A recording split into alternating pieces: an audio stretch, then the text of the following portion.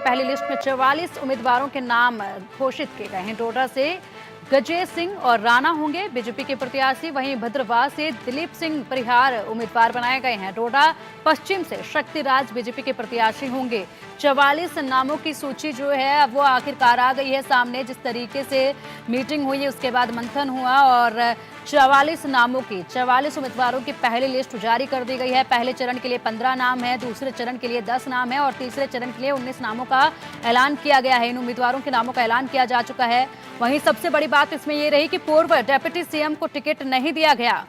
बता दें कि पूर्व डिप्टी सीएम को टिकट इसमें नहीं दिया गया है। बीजेपी ने कश्मीर घाटी से 2 सीटों से कश्मीरी पंडितों को अपना उम्मीदवार बनाया है और काफी सोच समझ कर विचार के बाद इस लिस्ट को अब जारी कर दिया गया है। हर किसी को इसका इंतजार था। जम्मू कश्मीर विधानसभा चुनाव में महज अब कुछ ही वक्त है और चुनाव के लिए बीजेपी ने अपने उम्मीदवारों की पहली लिस्ट जारी कर दी है। इस लिस्ट में पहले चरण के लिए 15, दूसरे चरण के लिए 10 तो तीसरे चरण में होने वाली वोटिंग के लिए 19 उम्मीदवारों के नाम का ऐलान किया गया है।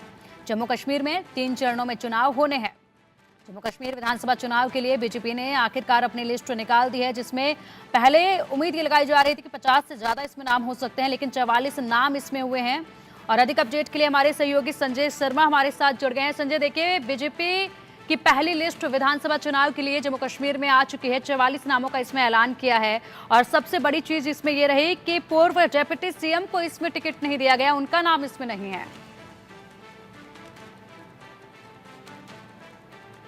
बिल्कुल, काफी चौंकाने वाली लिस्ट है बीजेपी की पहली लिस्ट, जो 44 नामों की आज बीजेपी ने घोषित की है, डिक्लेयर किए। जो केंद्रीय चुनाव समिति की बैठक कल देर रात तक हुई थी, उसके बाद इन नामों को फाइनल किया गया, तय किया गया।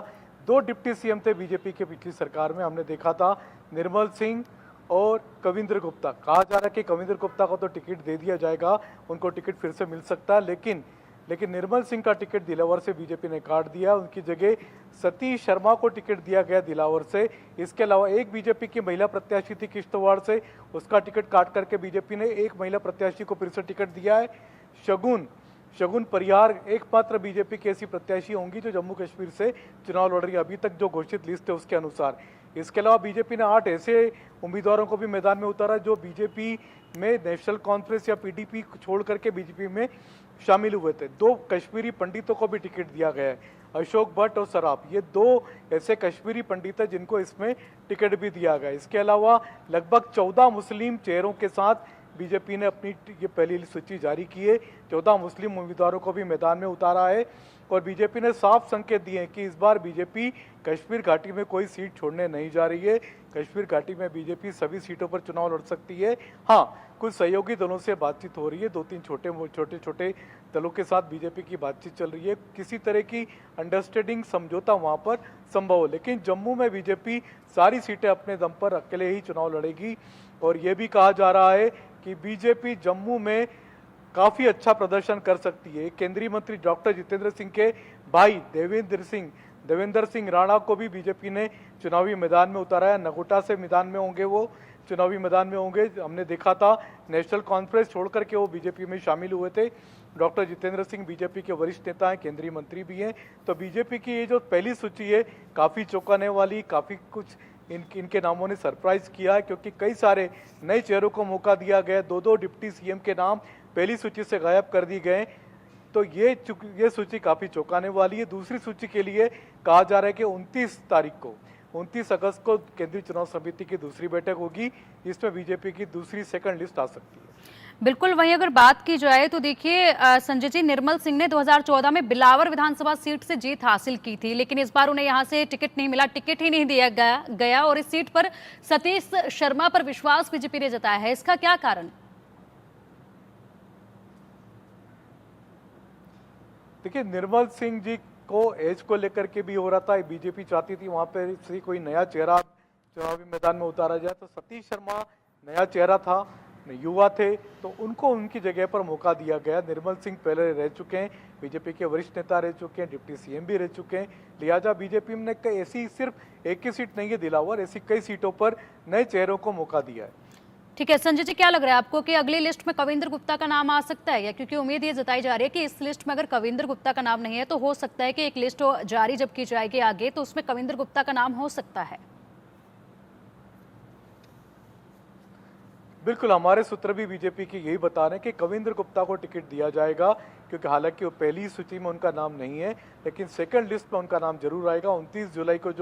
29 अगस्त को जो बैठक होनी है केंद्रीय चुनाव समिति की दूसरी बैठक होगी, उसमें कविंद्र गुप्ता का जब नाम आएगा तो उनके नाम पर मोहर लग जाएगी। कविंद्र गुप्ता को बीजेपी टिकट दे सकती, यही बीजेपी के नेताओं का कहना है अभी तक।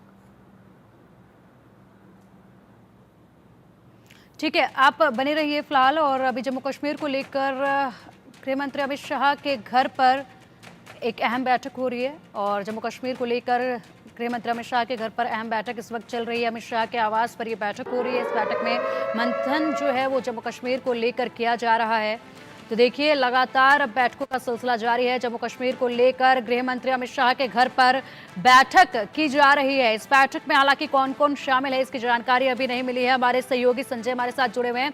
संजय, देखिए, गृह मंत्री अमित शाह के घर पर जम्मू कश्मीर को लेकर अहम बैठक की जा रही है। कौन कौन लोग इस बैठक में शामिल है, क्या इसकी सूचना अभी तक मिल पाई है क्या?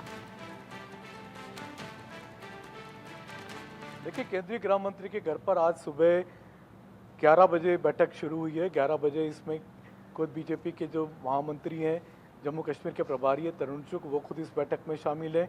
जम्मू कश्मीर के जितने नेता, उनको भी, तमाम नेताओं को भी इस बैठक में बुलाया गया है।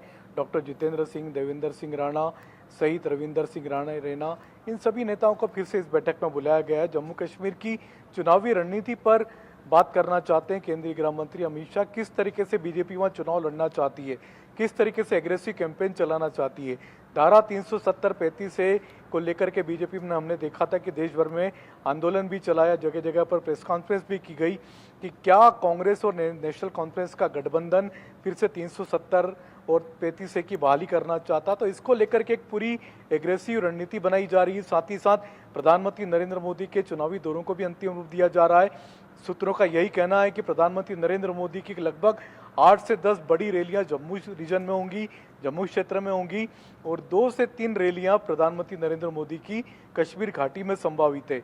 तो ये चुनावी रैलियों को भी रूप दिया जा रहा है, चुनावी रणनीति को भी अंतिम रूप दिया जा रहा है। साथ ही साथ बची हुई जो सीटें हैं उन पर भी बात हो रही है। इसके अलावा 3 छोटे छोटे जो क्षेत्रीय दल है जम्मू कश्मीर के, जिसमें एक सज्जाद लोन की जो पार्टी है उससे बात की जा रही है। तो ऐसी एक से दो पार्टियां हो रहे हैं जिनसे बात हो रही है। बीजेपी क्षेत्रीय दलों से वहां पर गठबंधन कर सकती कश्मीर घाटी में, क्योंकि कश्मीर घाटी में बीजेपी की थोड़ी कमजोरी महसूस होती है। तो बीजेपी वहां पर कुछ क्षेत्रीय दलों के साथ हाथ मिला सकती है। बिल्कुल, बीजेपी वहां पर कुछ क्षेत्रीय दलों के साथ हाथ मिला सकते हैं, उस पर भी मंथन किया जा रहा है। लेकिन इससे पहले अगर बात की जाए तो देखिए, कहा गया था गृह मंत्री अमित शाह की तरफ से कि अभी किसी भी पार्टी से बातचीत नहीं चल रही है और पीडीपी से भी कोई बातचीत अभी फिलहाल नहीं चल रही है, क्योंकि गृह मंत्री अमित शाह ने खुद अभी महज 2 दिन पहले ये बात कही थी। देखिए, बीजेपी किसी बड़े दल से समझौता करने नहीं जा रही, चाहे नेशनल कॉन्फ्रेंस हो, चाहे पीडीपी हो। कोई बड़ी पार्टी के साथ अलायंस नहीं होगा।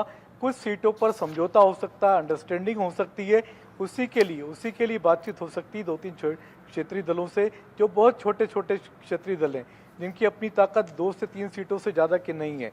तो ऐसे क्षेत्रीय दलों के साथ बीजेपी बात कर रही है।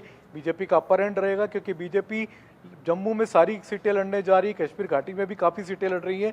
तो कुछ सीटों पर बीजेपी, जिसको कहते हैं स्ट्रेटेजिक समझौता, कुछ पार्टियों के साथ कर सकती है, छोटे रीजनल पार्टियों के साथ। ठीक है संजय, इसी के साथ जानना चाहेंगे, जिस तरीके से सीटों के नामों पर उम्मीदवारों का ऐलान कर दिया गया है, ऐसे में बीजेपी ने कश्मीर घाटी की 2 सीटों पर कश्मीर पंडित को अपना उम्मीदवार बनाया है। बिल्कुल, क्योंकि कश्मीर घाटी ऐसी थी जहां पर कि कश्मीरी पंडितों को उम्मीदवार बनाना काफ़ी सरप्राइज ही नहीं था, लेकिन ये जरूरत भी थी, क्योंकि बीजेपी हमने देखा पिछले कई सालों से कश्मीरी पंडितों की वकालत करती आई है। जिस तरीके से कश्मीरी पंडित जम्मू कश्मीर से बाहर खदेड़े गए थे, उनके पुनर्वास की भी बीजेपी ने कोशिश की। उसका मुद्दा बीजेपी लगातार उठाती रही है। धारा 370 को खत्म करने का मुद्दा बीजेपी लगातार उठाती रही है। और हमने देखा पिछले 5 साल पहले मोदी सरकार ने किस तरीके से धारा 370 का खात्मा किया, 35A का खात्मा किया।